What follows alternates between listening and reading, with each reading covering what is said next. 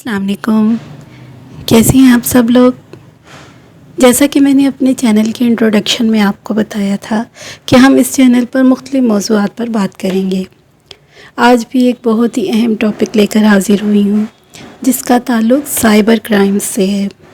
वैसे तो cyber crimes और भी बहुत तरह के हैं, लेकिन आज हम ख़ास तौर पर उन इश्यूज़ पर बात करेंगे जिनकी वजह से हमारी बच्चियां जो हैं वो ऑनलाइन ब्लैकमेलिंग का शिकार हो जाती हैं।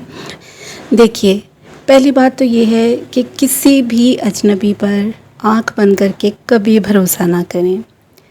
आपको पता है कि बाज़ लोग जो होते हैं वो अल्फाज के जादूगर होते हैं।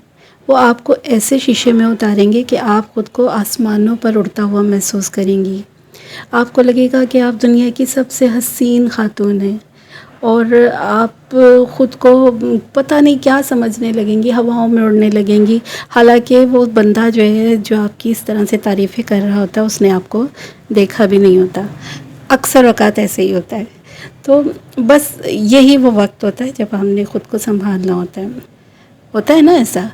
बिल्कुल, अपनी तस्वीर कभी किसी से शेयर ना करें। कोई कहता है जी आप बड़ी प्यारी हैं, आपकी आवाज़ इतनी अच्छी है, प्लीज़ ज़रा हमें अपनी तस्वीर तो शेयर करें, दिखाएं तो सही आप हैं कैसी, हम बेचैन हैं, हम ये सारी बातें फ़ज़ूल किस्म की वो करेंगे और कभी आप उनकी बातों में मत आएँ।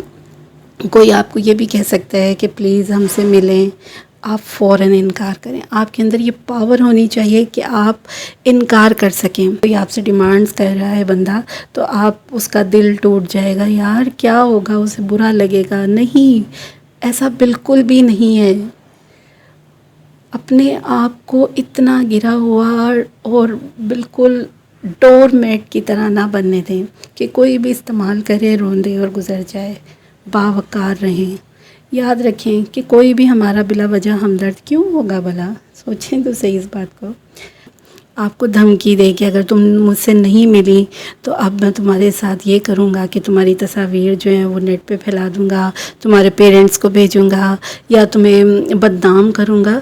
तो ऐसी सूरत में आप चुप करके ना बैठें, डरें नहीं, हिम्मत करें। काम तो ख़राब हो ही चुका है।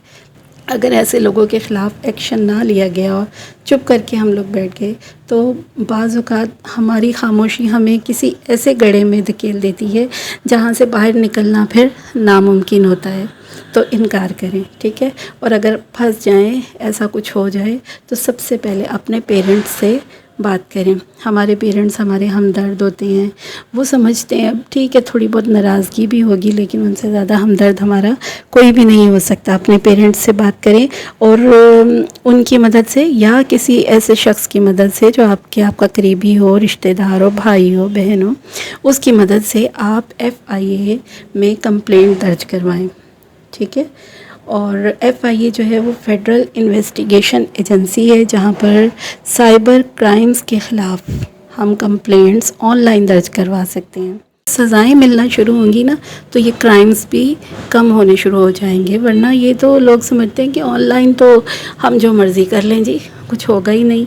हिम्मत पैदा करें और कंप्लेंट्स करें, चुप करके ना बैठें, ठीक है। बस आज इतनी सी बात करनी थी। Thank you.